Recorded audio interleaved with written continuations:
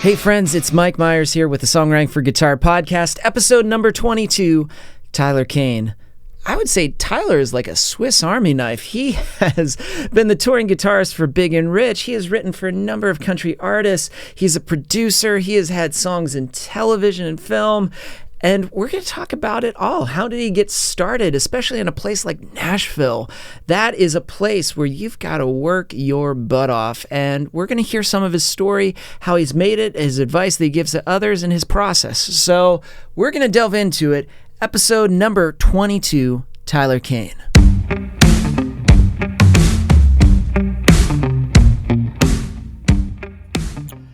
All right, Tyler, thank you so much for being here, man. Hey, thanks for having me, Mike. Dude, I am super pumped because when I look at your background, so you've had a song that is on a Grammy-nominated Country Album of the Year. Let's see what else. So you've toured with very big names, and you were a touring guitarist. You're a producer. You have sample packs that you create on your own. It feels like, when do you sleep? Yeah, man, the hustle's real. You know what I mean? Like, It's definitely real, and the hustle's only getting more real every day, you know? But I feel like this is a thing, like when, if you look at your Instagram, the things that you do, I feel like you have a guitar always on you 24/7. Yeah, that was kind of the beginning of all of it, was the guitar. Like, I think I fell in love with music because of the guitar. That's always been like a big part of it. And I moved the initial dream when I moved to Nashville was really just to be, it was kind of like a very pure dream. I just wanted to be like a guitarist in a popular band, you know what I mean? And everything else kind of branched out of that. So when did you start guitar? When was like that entryway into guitar? Man, my dad had an old like Yamaha acoustic guitar that I used to see sitting on a shelf when I was like maybe like 8 or so.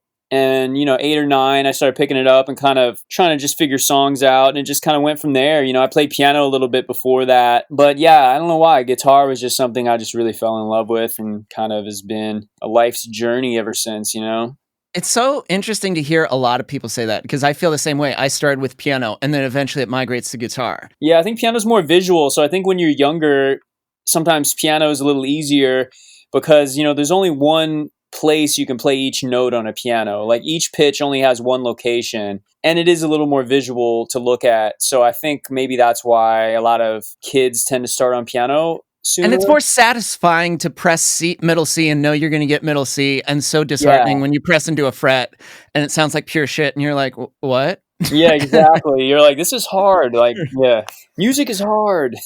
Now, when you were kind of like, then when you were practicing guitar and you were learning songs and doing this kind of like, what were bands that were influencing how you kind of viewed like songs? Yeah, for me, like growing up, it was always like 90s pop rock. I mean, I think anyone in my age group was kind of into that. And I grew up I was born in Long Beach, California, but my dad was in the military. So we kind of moved a bit. And then I grew up on the East Coast. And there was, like Dave Matthews coming out of like Charlottesville. And like there was a band called Agents of Good Roots. It was kind of out of that same scene. I remember Jason Mraz coming out, like these guys that were kind of coming out of that kind of 90s singer-songwriter vibe. And I was also at the same time really into like Social Distortion. I loved Pantera when I was a kid and like White Zombie. I don't know. I liked heavy guitars and everything from like hard rock to pop rock. It was all rock based. Yeah. I didn't really get into country until I was like late teens, No, that's interesting. So what was the turn into country? Well, I had a band when I was young. I met a friend of mine who's my friend Van Hughes. He's a amazingly like talented like entertainer, I guess I would call him. He's a singer, songwriter, but he's also now he's actually gone on to like be in like different Broadway shows and movies and things. But we had a band together playing country music, and we'd play all the VFW lodges and little festivals. And that's kind of how I cut my teeth, like playing locally. My first taste of like making money with music and, playing 4-hour sets when we were like 16 and 17. Isn't that interesting where sometimes you listen to a certain type of music, regardless, pop, rock, in that genre, and then suddenly when you branch out into other things, it's like, oh, this is intriguing. It's not necessarily, you have some preconceived notions, but when you start delving into the thing, you're like, oh. The thing that makes it intriguing too is like kind of the culture surrounding a style of music, you know? Mm-hmm. You hear the songs and like maybe out of context, they seem strange, and then you start really learning what they're about and like the lifestyles that inspired them and this and that. And you realize there's so much more to like a style of music. I think that's where that intrigue kind of comes from. What were some preconceived notions you had about country, but as you delve more and more, they kind of like slightly dissolved almost because you were like, this is not it at all. I don't know what I had in my head. Yeah. I think that, I mean, at first, like a lot of country seemed corny to me. You know what I mean? I think it did to a lot of people. And especially like growing up, like thinking like, I was like one of those kids that would wear like combat boots and had long hair. And I thought I was hard. I really wasn't, but I thought I was. So country music seemed strange to me at first, but it's one of those things you just kind of, I eventually started falling in love with it. Like guitar players like Brent Mason, even like Jimmy Olander from Diamond Rio, who's like a friend of mine now. Some of these guys that the way they played guitar, Brad Paisley's another one. Like I would hear the way they played guitar and I was like, man, I got to figure that out. Like this is insane. I can totally get that preconceived notion too of being like, me being like, I'm a punk. And I'm like, wait a minute, I'm from suburbia. Yeah. I'm like, I'm not feeling any of this. I'm singing this, but then I'm going to the mall and then we're going to Borders. Something goes down. My ass was the first one that was out of there. Exactly. There's no revolution happening at Barnes and Noble right now. But it's interesting you mentioned Brad Paisley too, because when you listen to his guitar work, you're just like, damn, that's really good. And that's where you start delving into that. So you're playing and you're doing some gigs. Then how do you decide to make that move? And you're like, cool, Nashville is the place where I'm going to go. Yeah. That's kind of the question. Like so many people still hit me up and they're like, hey, I'm moving to Nashville. How do I get started? Right? That's like the question. And honestly, even after being here for like 18 years, there's still not a good answer. Like you move here and you just figure it out, right? These country guitar players, a lot of them started to become some of my favorite musicians at that point. Mm-hmm. And the more I started learning those songs for our little gigs, I was like, who's actually playing these things? And I would look them up. I was like, man, all these guys are living in Nashville. Like that must be the place to be. And they just always seemed like such a magical place, like the most musicians per capita in the world, right? So it's like you only have this one life to live. Might as well come here and see what you can do here, When you made that move, what were some of your first gigs or kind of, I guess, your first building blocks of establishing relationships and eventually, doing very well? Yeah, I initially went to Belmont. So I went to college. Okay.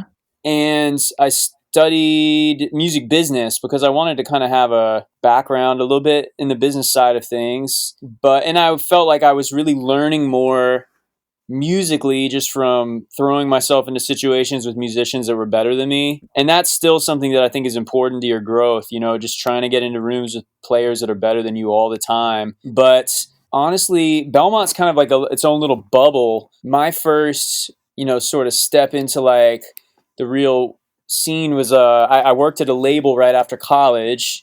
I got a job at an artist management company that got bought by a label.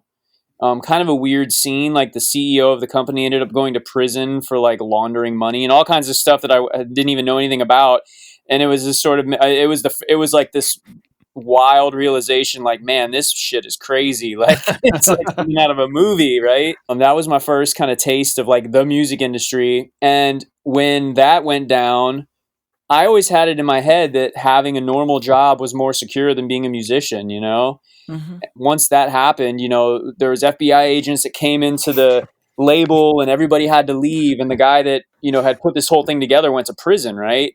So everybody was trying to find a new job. And I got a call literally the same day. I got a phone call from Spalding Entertainment, which is like a management company. And they represented Ashley Monroe, who was on Sony at the time. And they also represented Sarah Buxton, who was on Lyric Street, which was Disney's country label. They called me and they said, hey, we represent both of these artists and we need somebody that can play for both of them and go on the road doing a radio tour. And if you don't know what a radio tour is, you're basically in 3 cities a day. I mean, it's a grind. And you get up at like 6 a.m. and you're physically going into each radio station with the artist and playing their single live. And then you get in a van and you drive to the next city and the next city. And you hit like 3 cities a day. Yeah, so I was doing that with 2 different artists. So I went from like losing my quote unquote real job, and then all of a sudden I was just a full-time musician in Nashville, and it just went up from there, That is Yeah. such a crazy story, especially Yeah. when people are like, the normal job is really safe. It's like, Yeah. did you need a more visible sign than FBI guys breaking Yeah, down and then going exactly.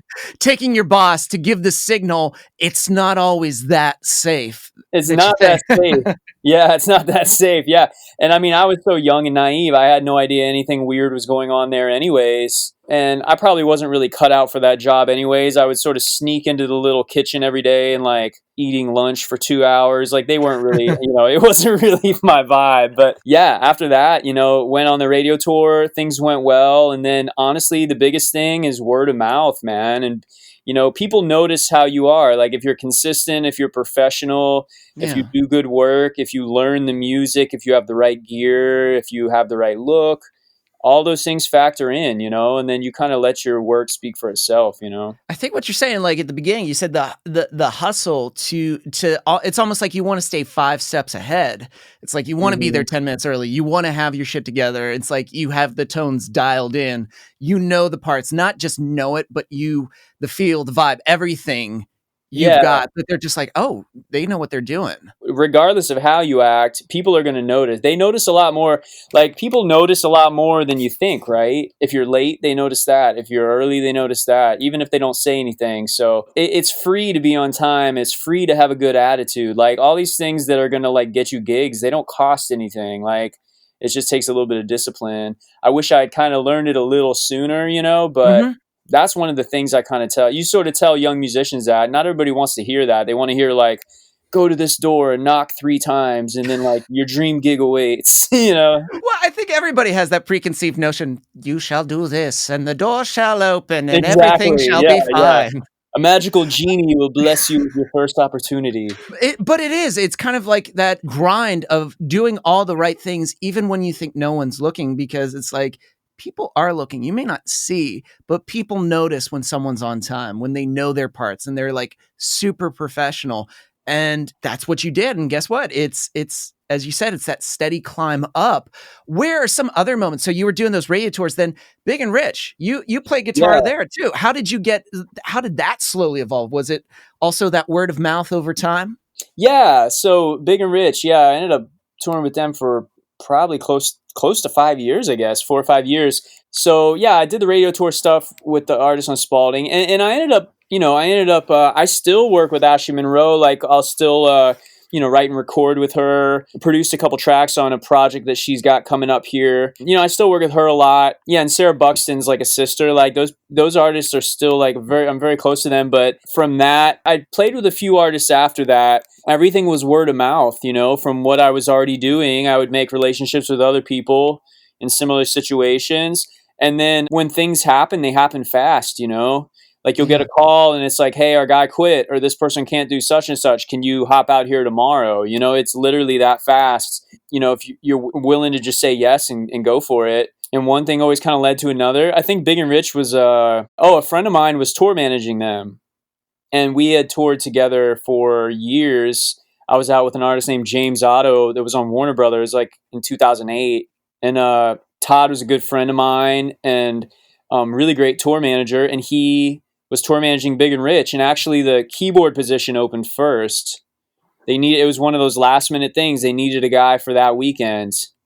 So I just said yes and learned all the keyboard parts and went out there. And honestly, I didn't even have like a great rig. Like my Leslie cabinet was this old vintage Leslie that like I like went out there on a prayer. I was like, please. I was like, I had to like blow in it like a Nintendo game to get it to work sometimes. So I just kind of went out. I was like, man, I'm going to go for it. Went out there, got along with everybody real well. And I just kind of played keys in Big and Rich until the guitar slot opens. And then I was like, I'm actually a guitar player. Can I maybe like step into that role and leave the keyboard position to a professional? Oh my god! But that is, as you said, like a lot of these things happened. It feels like very organically too through relationships where people sometimes are like, "Well, how many Instagram followers do I need to buy? How many do I need?" And it's just like, no, it's about again the relationship you have with people that you meet along the way. That you don't Yeah. treat them any different, but it's like you treat them that relationship matters because they remember that, and that's where you get the call. And just you saying yes Are there moments where you said yes, where you were like, absolutely, and then you were like, okay, fuck, what do I gotta do? Yeah, Okay, so I have to figure this out. I played shows for, played shows where they're like, oh, they'll be like, oh shit, our guy can't get into Canada because he ran down the street naked and has like a charge now or something. It'd be some crazy situation. They're like, we need somebody that can fly out and do the gig tomorrow, and you'll be standing in front of like, 10,000 people trying to read charts. You know what I mean? It's like, I've been in some odd situations. Those are the kind of situations school can't really prepare you for. You know what I mean? And it's not just, you don't think about those kind of things, but maybe it's like a midday festival and the wind's blowing. And if you got paper charts that aren't like secured properly, or you don't have like an iPad or whatever, they're going to blow away. And then you don't know these songs, right? Like, those scenarios you end up in that like only like experience can kind of let you know what the right thing to do is. Yeah, I think in general, like if you have a good attitude and if you can back it up and play well, then I think it really, people are forgiving about you, like really learning. Yeah. How would you describe your playing over that period of time too? Because I think all those scenarios that you said, that has to stretch you incredibly. One of the biggest lessons I've learned as a musician, and I'm sure you could attest to this as well, it's like however you feel while you're playing, you're not going to fool anybody. How you feel while you're playing is going to translate to the listener. If you're stressed out and you're on edge and you're nervous, I really feel like that translates to the muscles in your hand and how you're squeezing the neck and how stiff your right hand is and how you're playing. And if you can be relaxed and comfortable and allow yourself to really feel the music and be emotionally connected to it and deflect some of the stressfulness of situations, that's kind of what starts to make you a pro, because that translates in your playing as well, right? When you're practicing at home, you're very relaxed. And that's a completely different scenario than if you're standing in front of a large crowd playing a song you don't know that well for an artist that you may be nervous if they like it or not. Yeah, because it does. Because you have to have that. You can hear it when someone plays. When I watch someone sit down, a student, a client, and they're like, yeah, I'm going to play it for you. And immediately I see those hands tense up. Yeah. And I'm like, it's okay. Yeah. You can relax. And they're like, oh, I'm just a little nervous. It's like, yeah, it's visible. You can hear the shakiness in the hand too. Mm-hmm. But I guess that also goes into how much time have you spent with your instrument? Do you start to feel comfortable that when you're put in those scenarios where you're stretched, that you're just like, you know what? I'm a little nervous, but you know what? Fuck it. I'm going to just go in. I'm just going to do this thing. Yeah, you got to have a healthy confidence in yourself too. Like when you get your first opportunity, you have to have a healthy confidence that you belong here. Yeah. You're there for a reason. Instead of being nervous in those situations, you don't want to be arrogant. Arrogance will like kill the vibe. But as long as you're confident, you got to be confident in your playing and know that you're there for a reason. And just get to that kind of peaceful place inside where you can like allow yourself to feel the music. I've been part of the audition process for a few artists where I was just kind of in the band where they were auditioning somebody to, maybe a new bass player, a new guitar player, a new something. It was really interesting to me in a lot of those scenarios. You almost know who's going to get the gig from the moment they walk in before they hit a note. Not really? completely. Yeah. You still have to hear them play, but there's a certain confidence and a certain calmness that is appealing when you're like auditioning people. You want somebody that has that kind of inner peace. Absolutely, because you probably don't want someone that's always on edge when you're about to it's like, hey, we're going to have a great show. Yeah, I hope we do. And it's like, I hope we do. There's something that comes with experience, there's something that comes with just playing, hundreds of thousands of shows and like just, being like where your instrument becomes an extension of you. And then that's, that can kind of translate. And I think that's more important, obviously, than how fast you can play or like how crazy a riffs you can play and that kind of stuff. Then as you were doing this, was recording too, like songwriting, recording, always part of your process? Or did that slowly develop over time as you became more of a writer and you were doing more touring? It definitely developed. The thing about a city like Nashville, I think now more people do more things. More people are kind of multifaceted. When I was coming up, I was viewed as like a side man because that's kind of the identity I'd created for myself in town. And a side guy or a session guy, just a guitar player. And as I got into production, it was really hard for me to get people in the scene to kind of see me as a producer. So it was kind of a process learning the technology, getting clients, figuring out what I had to contribute to production. It's still a process, you know? Do you feel like you got in production because as you were working on stuff, you would always hear things and you were like, I can do this. Like, this is Yeah. something I can do. Yeah, I mean, the creation of music is like a fascinating process to me, you know, and helping like sitting with an artist and them having a vision in their head and helping guide them to that vision. That's fulfilling, and I enjoy that. Yeah. Then how would you approach, especially when you're working on songs yourself or songs for other people? Let's say the process, you grab the guitar and you're like, I'm going to write a part. What dictates what you're going to write sometimes? Or the things that, is there almost like a little set rule book that you have in your own internal mindset when you're like, this is what I'm looking for and this is what I'm not looking for? I like to kind of start with the end goal in mind, right? So like Yeah. if I'm working with an artist, it's kind of like, what's our goal here? Is the goal to create something that fits the format of like some of these like playlists like New Boots or like Wild Country or something? Is our goal to kind of land in that place, or is our goal like something for film and TV? Like what's our goal? And then then hearing the song and then reverse engineering it, kind of like, obviously there's like song structure and form. There's like certain song structures and certain forms that fit certain formats better. Sometimes you work with an artist and you kind of help them arrange the song to where it kind of makes sense in the format. And different artists, have different levels of understanding of that sort of stuff. So some people kind of have it all together and you're really just putting together the right guys as far as the band goes and putting together the right situation, the right vibe to record, So it just depends on the artist. When you're recording guitar, what is your rig or some of your go-to things? I love Gibson guitars. I have like a 77 Les Paul that I love. Mm-hmm. I have an ES330. As far as like acoustics, I have like a jumbo over here that I like. I'm trying to think. I got so many guitars around here. Everywhere. But I mean, I also have like, a Strat that is kind of my go-to for that sound. I have a Duesenberg. I have like a 1965 Silvertone that does a really unique thing. As far as amps, my favorite amp is a 1963 Fender Tremulux amp that I bought years ago. Ooh. I love that amp. I use a Kemper sometimes too. I use a Kemper a lot actually, depending on what it is. I do too.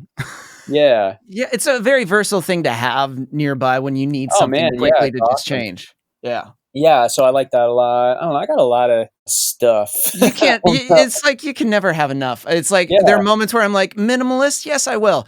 Actually, not when it comes to this. This is actually where I need more. Even if I'm not using it all, I just like having it around for inspiration, You're working with other artists, you tour, but then you and your fiance, you do something as well. Like you've created your own project as well. Yeah. How do you separate the process from working with an artist to when you're, composing things for yourself? My fiance, she's an amazing artist. Her name's Megan Lindsay. She was in a band called Steel Magnolia that was on Big Machine for like 3 years and had some hits on country radio. And she's a phenomenal artist. I've always been kind of in awe of her talent. But she came from New Orleans and she's got that kind of soul singer, kind of spirit to her. And we got together and I was like producing some of her records, and she actually, ended up like kind of becoming runner up on The Voice, and she's had a really successful solo career too. And we were working on that music, and then we decided to put, this duo project out.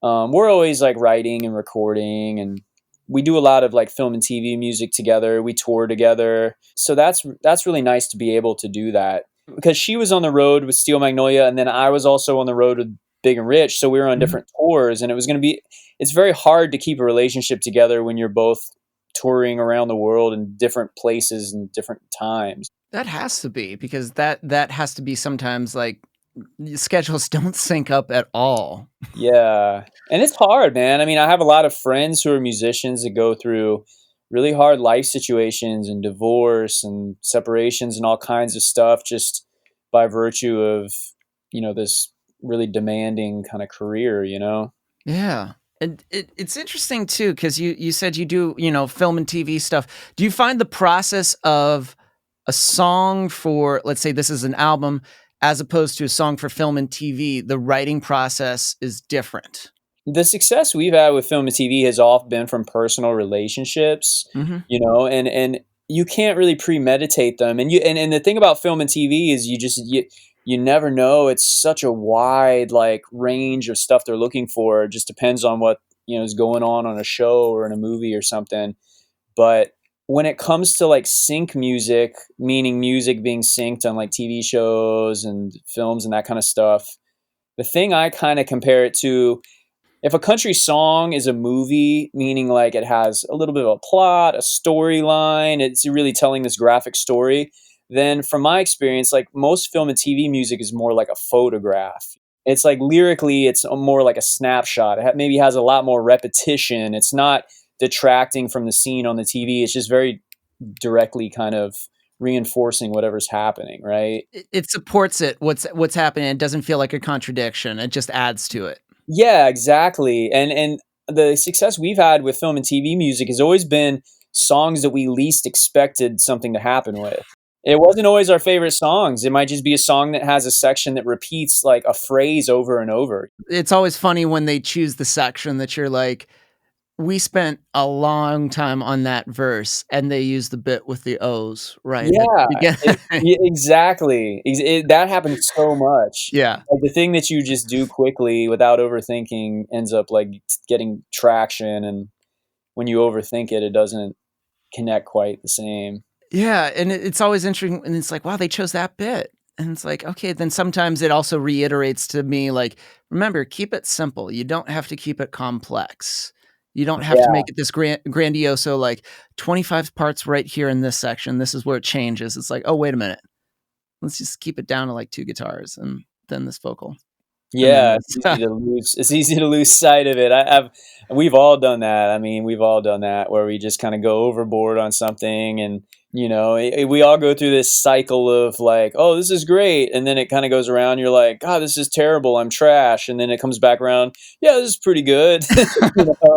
Nothing's changed except for your psyche. I feel like I hear that so much where it's like you can look at one song and be like, nope. Yeah, actually, yeah. I don't know about you. And then the next day you're like, you're okay. You're a pretty good song. Exactly. Now, what are you excited? So what do you've got, happening that you're excited about, that you're starting the process? You said you're creating a studio, which is pretty bad. So the studio that we're building, I'm so excited about. This year, I'm sure it's been crazy for all of us, like for you, for me, for everybody listening. Like I'm sure this year, and my heart goes out to everybody, because it's like we're all dealing with it. Like our industry's been just smashed, I don't know. I've just really been trying to stay positive. And the thing that's been good for us is like building this studio in the backyard. Yeah, I don't know. It's like just really diving into what are the nuances of like really soundproofing a place, how do you tune a room in? Like, how do you build a space that's like ideal for recording? I feel like I've learned a lot in that process. It's been really cool. And it's also setting up your own space. Like this is the place that you're going to be at. How can you create it and make it feel like, it's functional, but like this is a space. Be here all the time. Yeah. Yeah. It's just because I feel like so many people have, if you take a job where somebody has to be at a place that they're like, it kills me. I don't like that. You have the opportunity to make it something really beautiful. Yeah. Yeah.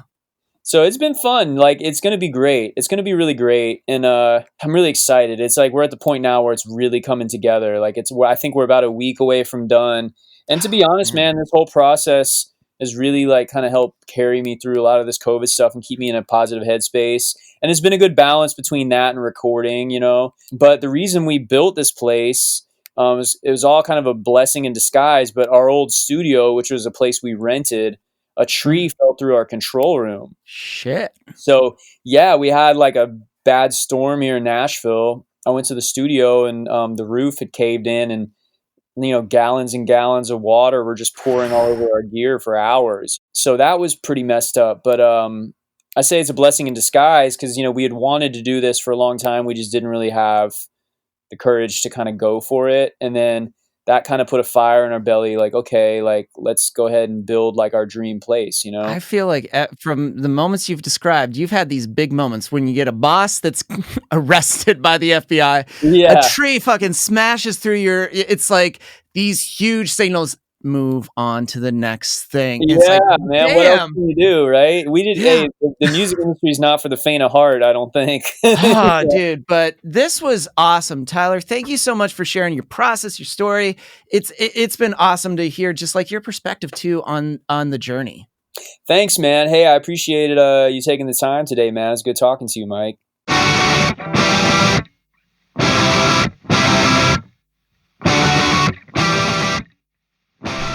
Now, one thing that we didn't get into, but I think is so cool to mention, if you go to Tyler's Instagram, he created a series of loops and different progressions of banjo in various keys and BPMs that if you're a producer and you're looking for banjo or you want to add these into your songs, you can grab these and throw them in. They are so good. So just head on over to his Instagram and check it out.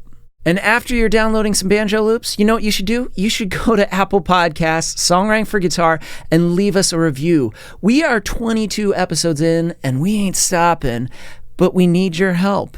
And the one thing I'd love to get this week are 10 new reviews. So if you're listening to this and you're like, I haven't left a written review on one of my favorite episodes, now's the perfect opportunity to tell us about it. So just Apple Podcasts review, and if you've done that already, thank you. Well, that does it for this week's episode. It was edited and produced by Chris Pafalius. I'm Mike Myers. Thanks for listening.